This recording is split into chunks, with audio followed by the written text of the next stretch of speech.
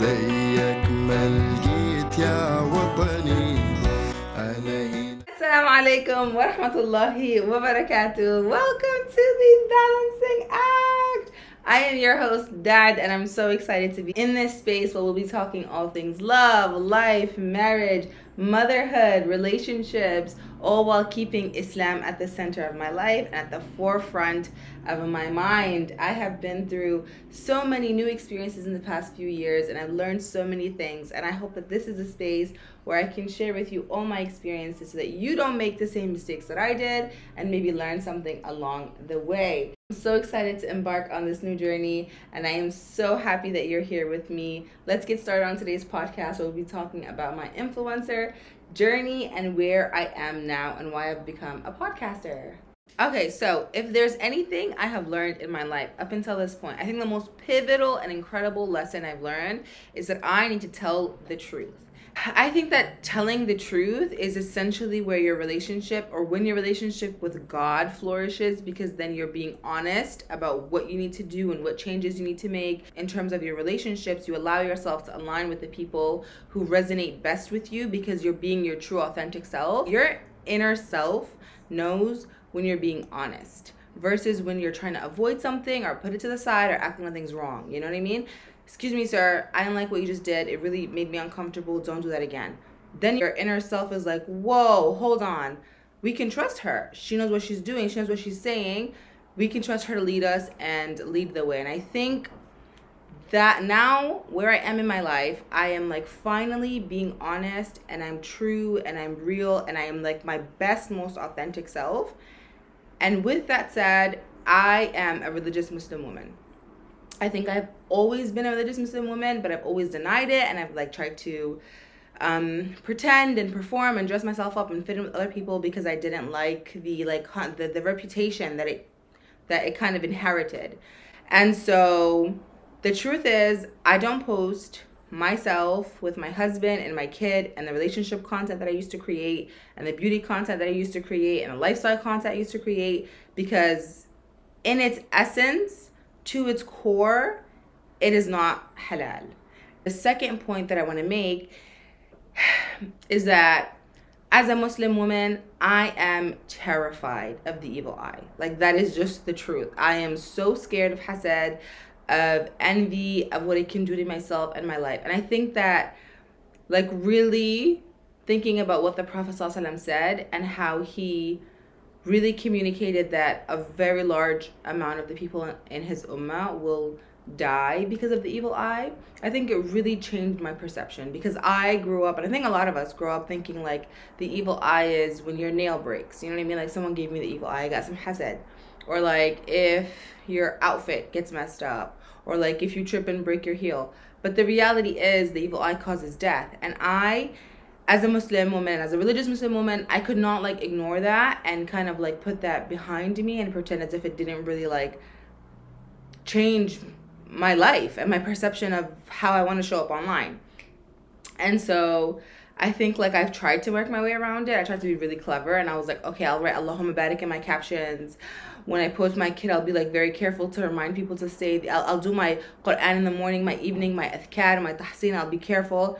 But like, that's like saying, I'm going to sit at home in my living room. I'm going to memorize every single fighting combat method on the planet and I leave my door wide open. And the moment somebody comes in, I'm going to be ready for them.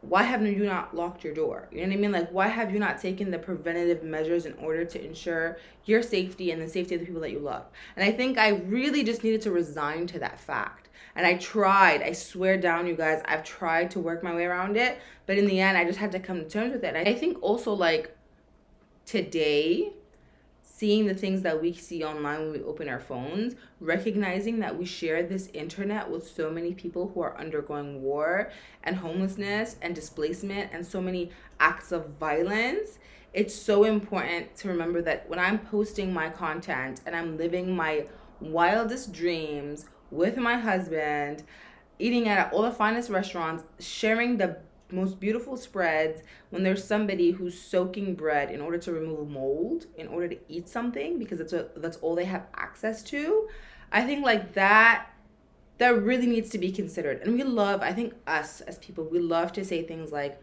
If you're envious, there's something wrong with you. You need to purify yourself. You're not clean, you're not pure. And I think, like, sure, we can all take steps to kind of purify ourselves. And it's important that we are careful with what we see and what we consume and how we interact with it.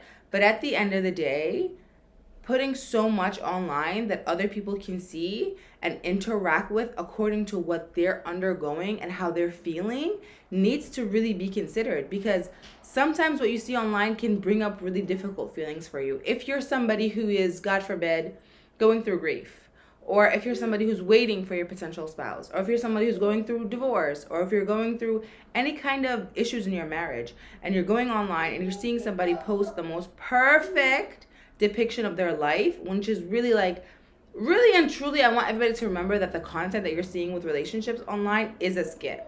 Like, the camera has been propped, it's been set, it's been positioned, the tripod is recording, and like that, like, action, you know what I mean? I remember this one time I saw this video where this guy was like setting up his passenger princess's seat, and he's like, we're going on a road trip, and he got a blanket sitting there for her and like some books and an iced coffee. And I used to work at Dunkin' Donuts, okay? So I know an iced coffee that is fresh versus one that's been sitting around. I am like pretty sure this man just took an iced coffee that was laying around the house and put it in the cup holder and did a bunch of cute romantic stuff and recorded it and posted it online for content, because it's what it is, it's a skit. And there are people who are watching it and like internalizing that and feeling so worthless and awful about themselves. So like, when someone is feeling this way and I am sharing so much of my intimate life online, I am really making myself vulnerable. I'm opening myself up to so much of what I can receive from other people based on what they're going through. Not because people are bad, but because of what they are experiencing in that moment. Also, I want to say, another reason why I had to really step away from creating relationship content is because I would always try and tell myself that creating relationship content was a good thing, and that I was doing it so I can create a representation of what a positive and healthy relationship looks like. But if I'm being really honest, I don't think a single woman on this planet needs my help curating an idea of what a perfect relationship or husband or marriage should be like. I think from the moment we're born as women, we're conditioned to center love and romance and living happily ever after. And so like, nobody needs my help. You know what I mean? And Muslim men are looking at relationship content and thinking, oh my God, look at this guy, I want to be just like him, he's so romantic. Usually thinking, oh my God, look at this youth. Oh my God, look at this relationship. And I know what I think. I do believe that for us as Muslim folks, things need to make sense in order for them to resonate. I don't think that it makes sense for me to be creating relationship content of my husband twirling me around and going to dinner and like, you know, in a full B face and like roaming around the city in a skin tight body dress. I just don't think that it makes sense for us, and that's why my people are not listening to me. You know? But in addition to that, I definitely feel a sense of responsibility. I feel so much responsibility, especially now as a Muslim, as a married woman, learning that marriage is not happily ever after, and that marriage can get real difficult and real hard, and there's adversity, and you have to be patient, and you have to really work on so much of yourself and healing yourself and being just a better person. I really do feel like I have created so much like misleading content in an attempt to just like put something out there, or like because it was cutesy and romantic and fun. But is that misleading though? I think we all share a reel of our lives. Right. A lot of times we just share the highlights. Right. How am I gonna share with you that I am really angry at my boss today? Yeah. Without violating my contract? And how do I share? And why would I want to give you negative energy? Yeah. You come on to your phone to forget what's going on. Yeah. But I don't think that is misleading. I think it's just the reality of the world we live in. Yeah, yeah. I think I also used to really hold this perspective that I'm just sharing the highlight of my life, and it's just for good times and good laughter and positivity, and not really meant to, and I mean, like, nobody's gonna share the worst parts of their lives. I get that.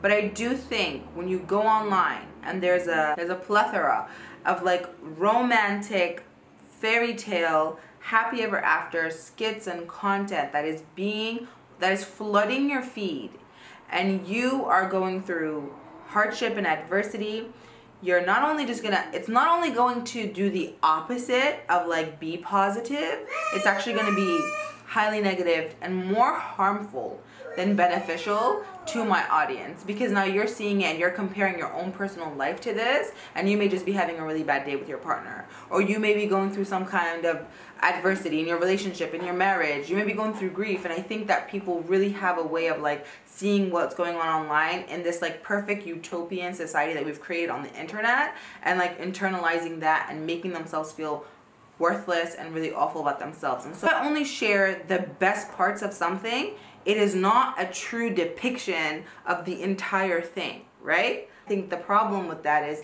people create these unrealistic expectations of relationships from seeing so much happy content online, and then when they get married and they experience hardship, they feel truly like just deceived, or like they think that their life is horrible and they want to like resort to divorce, or like they're miserable. And you want to change that? But I think I want to be honest with myself, and I know that I'm not fair for me to just feed into this like narrative that like marriage is a happily ever after. And so I want to be careful with how I show up online and make sure that it's true to what I believe as a Muslim woman and what marriage truly is.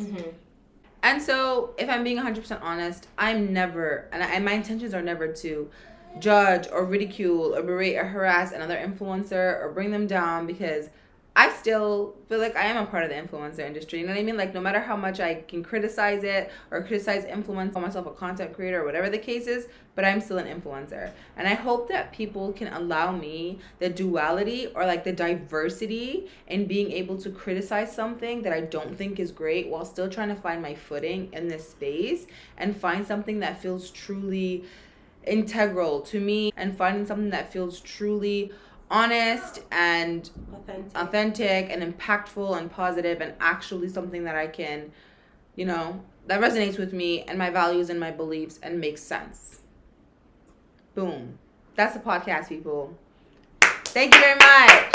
That's a wrap. That's a wrap. I hope that made some sense. I hope that offered some understanding and answered some questions, because I've been getting lots of questions about whether I'm married or not. And alhamdulillah, I am. But I think the way that I show up online will be very different. And I feel like being a podcaster and sharing my experiences makes a lot more sense to me and where I am in my life. And so I hope that you guys can open up your hearts to that. And thank you so much for being here and listening to me. I can't wait to chat to you guys further during this season, especially in next week's episode, where we talk about my therapy experiences and we learn about the bus work and the parts work that I've been learning about with my therapist, and so many incredible doctors who have really just shared so much amazing work that has changed my life. I hope that I see you guys next week. Thank you again for listening in and offering me an ear. I leave you in the care of Allah. Astagfirullah. And assalamu alaikum wa rahmatullahi wa barakatuh. زي أجمل جيل